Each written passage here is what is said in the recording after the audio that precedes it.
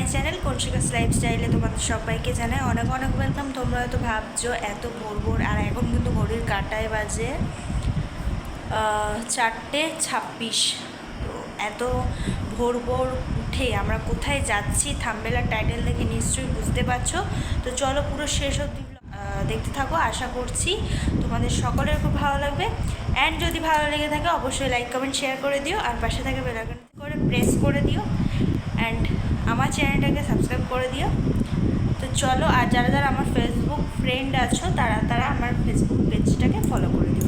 তো চলো, ভিডিওটা বেশি কথা বলে বড় করবো না, ভিডিওটা দেখতে থাকো। দেখো, ঘুরতে যাওয়ার কথা শুনলে সবারই মনটা খুব ভালো হয়ে যায়। তাই তোমাদের দাদাভাই বলল চলো একটু ঘুরে আসা যাক। কোথায় যাচ্ছি সেটা এখন বলবো না, থাম্বনেল আর টাইটেল দেখে নিশ্চয়ই বুঝতে পারছো। আমরা কিন্তু আগের দিন সব ব্যাগ ট্যাগ গুছিয়ে রেখেছিলাম। আর এইদিকে দেখো, আমাদের লোলেও কিন্তু চলে এসছে আমাদেরকে আগিয়ে দেবে বলে। আর হ্যাঁ, তোমরা ঠাকুরের কাছে প্রে করো যাতে আমাদের যাত্রা শুভ হয়। আর হ্যাঁ, তোমরা যদি বলো অ্যাড্রেস কেন বলে দেয়নি, কারণ অ্যাড্রেস কিন্তু কম বেশি সকলেই জানবে, এবং এটা কিন্তু খুব সহজ বিষয়। একটু তোমরা গুগল ঘেটে সার্চ করলেই পেয়ে যাবে বকখালির লোকেশন। দেখো, এই গরমের মধ্যে ঘুরতে যেতে কারোরই ভাল লাগে না ঠিকই, কিন্তু অনেকদিন ধরেই তোমাদের দাদাভাই বাইক নিয়ে লং ট্যুরে যাওয়ার খুব ইচ্ছে জাগছিল মনে, কারণ তোমাদের দাদাভাই কিন্তু বাইক রাইডিং করতে খুবই ভালোবাসে।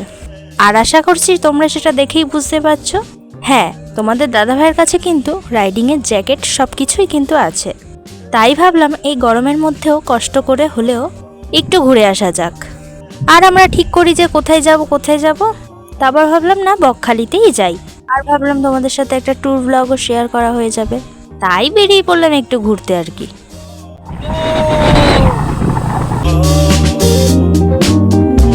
আর দেখো বন্ধুরা, এই রাস্তাটা কত সুন্দর না? হ্যাঁ, তোমাদের এরকম কাদের কাদের পরিবেশ ভালো লাগে অবশ্যই কিন্তু আমাকে কমেন্টে জানিও। আর হ্যাঁ, আমার এই আজকের ভিডিওটা যদি তোমাদের ভালো লেগে থাকে, বা এরকম ট্যুর ব্লগ যদি তোমরা আবার দেখতে চাও, তাহলে কিন্তু আমাকে অবশ্যই কমেন্টে জানিও। যাই হোক, তোমরা হয়তো অনেকেই জিজ্ঞাসা করতে পারো বাইকে করে রাইডিং করার অনুভূতিটা কেমন। তাহলে আমি বলবো একদিক থেকে মজা, আবার অন্য দিক থেকে একটু কষ্টদায়ক। কারণ দেখো, ভালো কিছু দেখতে হলে একটু তো কষ্ট করতেই হবে তোমাদের। এখন এখানে দাঁড়িয়েছো কেন বলো? হেলমেটটা খুললে খোলো একটু। না হ্যাঁ, না, এখানে দাঁড়িয়েছো কেন? একটু রেস্ট নেওয়ার জন্য। ওই জন্য দাঁড়িয়ে আছে। এই যে আমরা কিন্তু এখন দাঁড়িয়ে আছি একটু রেস্ট নেবো বলে। আমি হেলমেট কিছু খুলিনি। ধরো আমার ফুল লুকটা দেখো।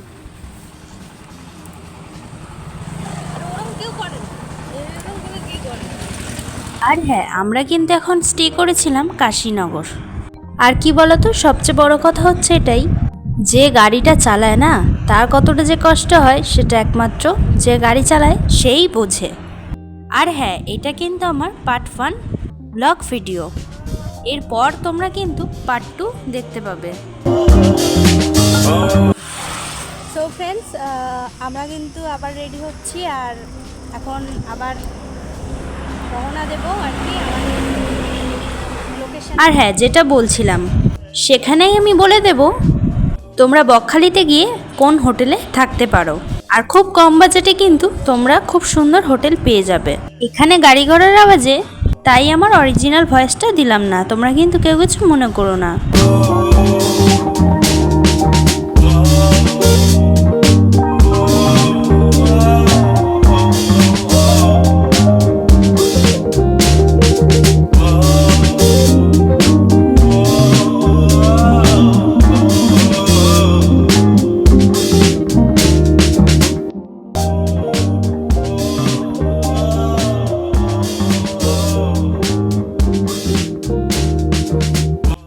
আর হ্যাঁ, তারপরে আমরা দাঁড়িয়েছিলাম নামখানা ব্রিজের ওপর, আর সেখান থেকে ভিউ পয়েন্টটা একটা অসাধারণ সৌন্দর্য, আর তার উপরে রাইডিং করার একটা মজাই অন্যরকম।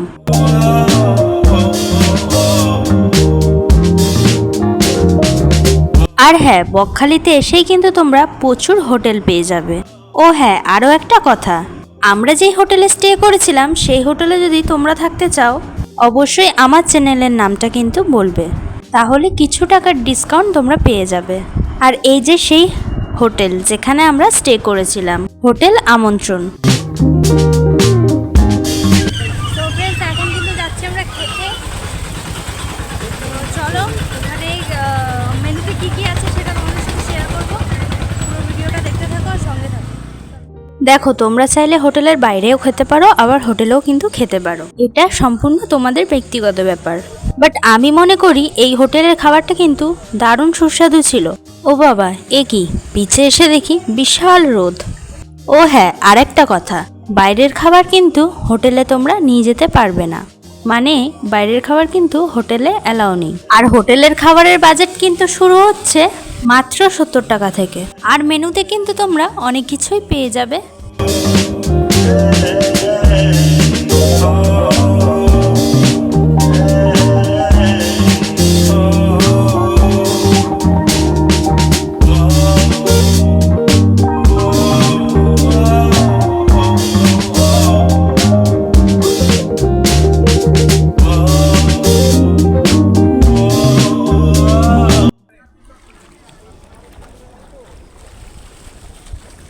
কেমন লাগছে বলো?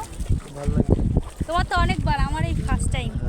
তোমার কেমন লাগছে? আমার আরও বেশি ভালো লাগছে, কারণ আরো বেশি? আজকের আরও বেশি ভালো লাগছে কারণ আজকের ওয়েদারটা দেখো। আজকের ওয়েদারটা কিন্তু খুবই সুন্দর, মানে মেঘগুলো এত সুন্দর হয়ে আছে। আর আমার আরও বেশি ভালো লাগছে বলতে, কারণ আমি এই ফার্স্ট টাইম যেহেতু, সেই জন্যই বললাম। কারণ এর আগে দীঘায় গেছি, তো দীঘায় মানে মোটামুটি, কারণ কী বলতো, দীঘায় না গ্যাঞ্জাম ব্যাপারটা আছে, কিন্তু এখানে দেখো একদম নিরিবিলি পরিবেশ, বেশ সুন্দর। আর এখানে তো তোমরা মানে কি বলবো, তোমরা যদি কেউ শ্যুট করতে আসো না, তো বকখালিটা ভালো, আমি বলবো ভালো। বকখালিটা শ্যুট করার জন্য বেশ সুন্দর জায়গা, নিরিবিলি পরিবেশ, বেশ সুন্দর। তো তোমরা কিন্তু আসতে পারো চাইলে। তো ভাবছিলাম যে হোটেলে যাব খেতে, তো তোমাদের দাদাভাই বলো চলো আগে চলো সমুদ্র থেকে ঘুরে আসি, তারপর খাবো। চলো, এখন জল কিন্তু অনেকটাই কমে গেছে। আর কালকে স্নান করতে, আজকে আর আসবো না, কালকে এখন স্নান করতে আসবো। কতটা যে দূর যেতে হবে তার নেই ঠিক, যাই হোক তবু স্নান করবো। অ্যান্ড চলো আমরা এখন কিন্তু খেতে যাচ্ছি। চলো সম্পূর্ণ ভিডিওটা দেখতে থাকো।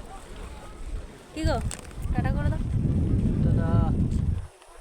আমরা কিন্তু চলে এসেছিলাম তারামা হোটেল, আর আমার স্ক্রিনে দেওয়া নাম্বারটা কিন্তু তাদের কন্ট্যাক্ট নাম্বার। যাই হোক, চলো, প্রচুর খিদে পেয়ে গেছে, তাই আর বেশি কথা না বলে চলো মেনুতে কি কি আছে অ্যান্ড আমরা কি খাবো দেখে নাও। আর এত পরিমাণে গরম লাগছিল কি বলবো।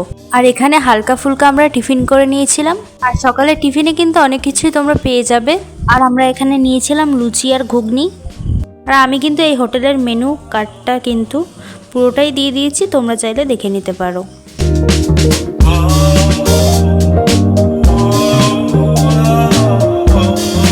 হ্যালো ফ্রেন্ডস, আমরা দেখো সন্ধে সন্ধে কিন্তু একটু রেডি হয়ে গেছি, আর এখন একটু যাব বিচের কাছে।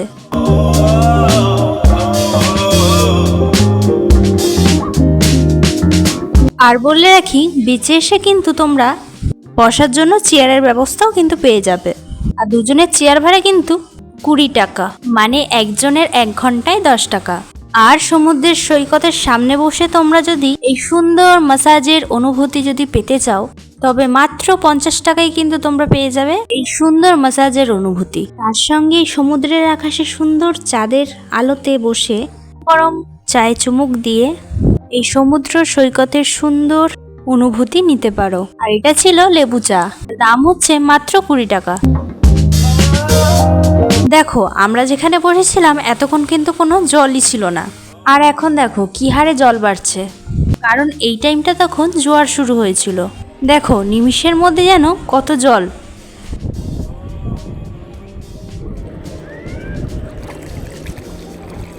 আর এখানে কিন্তু তোমরা সন্ধ্যের দিকে অনেক রকমের খাবারের স্টল পেয়ে যাবে। আর এখানে বিচের কাছে কিন্তু একটা ছোট্ট সুন্দর মন্দির ছিল, যেটা ছিল কালীমার মন্দির। আর এটাই সেই বকখালির পিকনিক করার মাঠ, যেখানে কিন্তু দূর দূর থেকে মানুষ আসে শীতকালে পিকনিক করতে।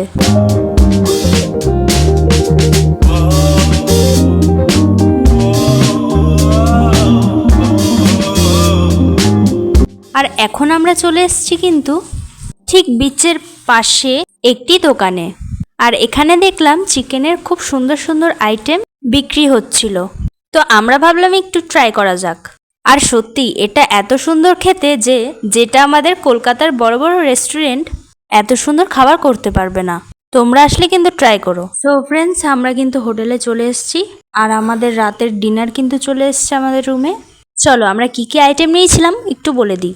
আমরা কিন্তু রাতের ডিনার নিয়েছিলাম ডিম মিল, আর এটার সাথে কিন্তু অনেক কিছুই থাকে, সেটা যখন তোমরা খাবারটা অর্ডার দেবে তখন একটু তোমরা জেনে নেবে। চলো আজকের মতো আমার ব্লগটা এখানেই এন্ড করলাম। ভালো লাগলে লাইক কমেন্ট শেয়ার করে দিও। অ্যান্ড আবার কিন্তু চলে আসবে পার্ট 2, সেটা কিন্তু কেউ দেখতে ভুলো না। চলো টাটা, গুড নাইট।